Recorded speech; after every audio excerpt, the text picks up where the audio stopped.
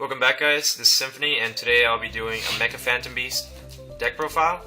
So this is Mecha Phantom Beast Karakuri mix. Let's begin. For the monster lineup, triple Mega Raptor. He's your main searcher of the deck. You tribute a token, add one Mecha Phantom Beast from your deck to your hand, and he synergizes a lot with other cards that I have in here, like Area Recharge and Scapegoat. But I'll talk about more on that when I get to it. Honestly, this is one of the best cards, and it's Tether Wolf. Tether Wolf, when you normal summon it, you create your own token. They're all Mecha Phantom Beast tokens, so level 3, win, 0/0 attack, 0 attack, 0 defense. And during damage step, he can tribute a token to become 2500. He gains 800 attack. So, not only does he protect himself with the token, he can also be a beater if you really need it. And he synergizes well with Mega Raptor because you summon Tether Wolf, activate his effect, he makes a token, then Mega Raptor. He also has the effect that when a token is made on your side of the field, he makes a Mecha Phantom Beast token. So basically now you have two tokens on the field. They're both level 10s, and you can overlay for Gustav, or tribute a token with Mega Raptor, get a search off. Now they're both 7s, and you can overlay for your Draco Sack. Let's see. Next, one of the very important tuners in this deck, Blue Impala. Blue Impala lets you synchro summon with the Mecha Phantom Beasts only if they're in your hand or on the field. So if you normal summon this and let's say you have a Mega Raptor or one of these in your hand, you normal summon this, you instantly make a 7. You don't have to be able to have to normal summon them both. So you don't need things like double summon, or because these really can't be special summon because they don't get their effects. Like Tether Wolf is only when it's normal summon. So Blue Impala gives you the flexibility of that. Plus, if you control no monsters, you can banish him from the grave, make a Phantom Beast token. So he can also start off a lot of plays with your other tuners if he's just in the grave. Sometimes first turn I just set this, pass turn, and maybe set like a torrential. Next, 2 Coldwing. Not 2 Coldwing, 2 Harrier. Harrier can tribute a token and special summon a Mecha Phantom Beast from your hand onto the field, and he synergizes well with the next card. This is Coldwing, and when Coldwing is special summon, you can make 2 Mecha Phantom Beast token. So again, let's say you had 1 token on the field by maybe Blue Impala. Normal summon your Harrier, tribute that token, special summon Coldwing. Now Coldwing makes 2 tokens. They're both 10s, overlay for Gustav. And Coldwing has the effect of basically a watered down version of Draco Sack, where you can tribute 2 tokens to destroy a card on the field. But if he destroys that card, you can banish it.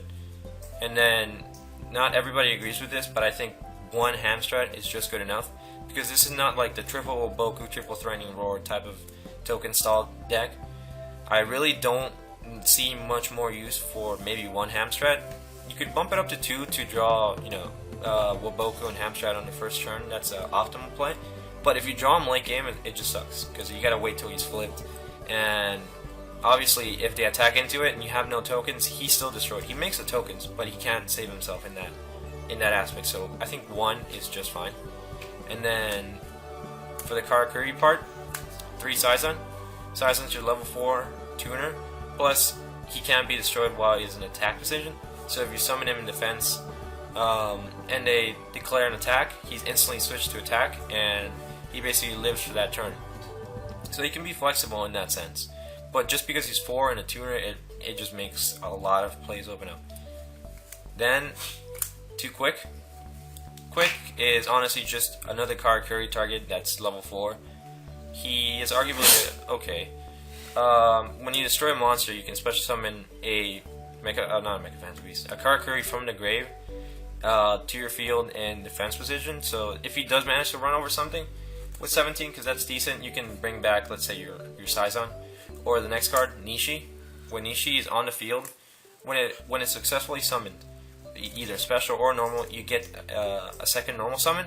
So let's say you open up kind of bad, you draw maybe just your Quick and a Nishi, your normal summon Nishi, then you get your second normal summon and you bring out Quick. And that's it just for the monster lineup. Next, for the spell lineup, triple Iron Call. These are all machines, and basically this card lets you special summon a monster from your grave to the field, as long as it's a machine and you control a machine. So level 4 lower machine. And this works great because it also negates their effects. So Mecha Phantom Beast, Blue Impala over here, he can't synchro summon except with a Mecha Phantom Beast. But if you use Iron Call, you negate his effect. Now he's just a level 3 tuner. So he can open up certain plays like that, and he just keeps your playing scope. Because let's say you make a beret, and then you bring out a quick from the grave or from the deck, and then you Iron Call back. Boom, you get your size on, make a Burrito, and then just keep the loops going. Because this deck is kind of oriented towards the OTK and it hates back row. The Karakuris hate back row. I'm running 3 MST. 3 MST to get rid of anything to make sure that your plays go off, because you use a lot of resources. And if you use a lot of your berets and burritos and it gets torrential, that's pretty much GG. So you want to keep him on field. Then, again, to keep your plays going, 1 desynchro. You can desynchro a beret or burrito, resync him again. Now you get 2 Karakuris from the deck into your field, and you can keep your loops going. The 1 scapegoat, because I think 1 is good enough. He commits your field to 4 tokens, which is a lot, but let's say you open up Mega Raptor in the scapegoat, then you summon as an attack, that you wait till they attack into you, you scapegoat, and all the Mecha Phantom Beasts, they say they cannot be destroyed by battle card effects if you control a token. Not necessarily the Mecha Phantom Beast token. So basically, now your monster is safe, and they're either forced to attack the tokens, or if they don't attack the tokens next turn, you can just tribute with him, get a search off, and keep going. So I think 1 is just good enough. 1 scapegoat. Committing yourself to 4 spaces on your field is sometimes too much, and plus if you have 2 monsters on the field, you just can't activate scapegoat. The 1 Dark Hole.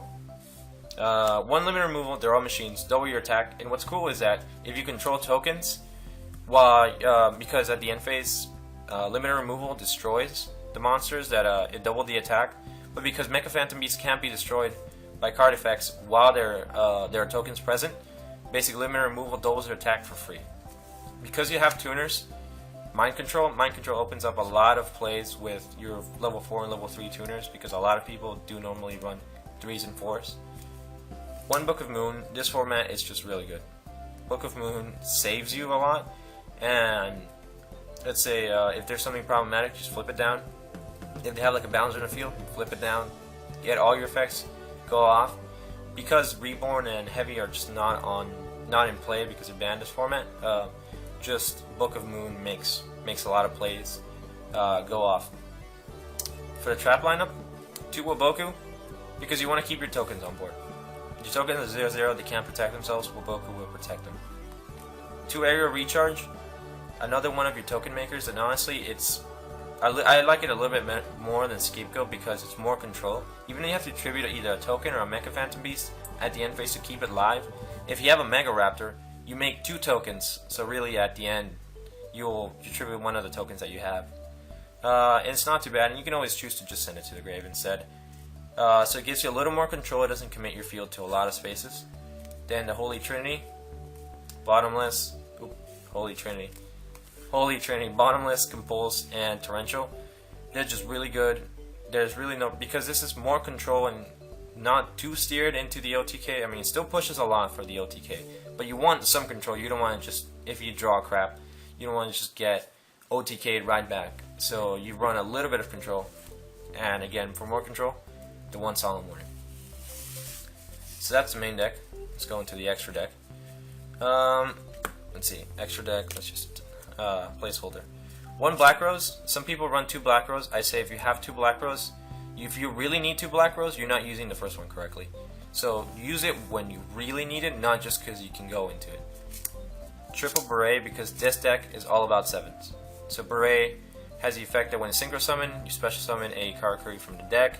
It keeps your combos going. And same thing with Burrito. So what usually you can get out double Burrito and 1 Beret, get out 1 more Karakuri, flip, change his battle position, and you get to draw 2 off of Burrito. 1 Crimson Blader, because he's just really good. You run over something in like Synchro Plants, Dragons, let's say you run over their Dandelion that they have set, or their Card Trooper, they just can't summon anything big next turn. That slows them down a lot. And 1 Colossal Fighter, he's just a beater, he's an 8. Let's see. Right now, actually, this should be a Gear Gigant next, but I don't have a Gigant waiting on that, so just I have 1 Pearl currently in the extra deck. Because these are wind, and you rarely make rank 4s, but if you need to, you have Lightning Chidori, which is like your free Compulse of the deck, so They're both wins, and when it's Synchro Summon, you can kind of get rid of the pesky back row. Again, you want to go for the OTK, so sometimes you just need to clear out the field. What might lead to Doris Synchro Summon? Oh, Synchro Summon, Exceed Summon, my bad. I keep messing that up, don't I? Anyways, one Lucky 7, he's in there more just because he's fun. It's the 7, 3 7s, and his effects sometimes can be good.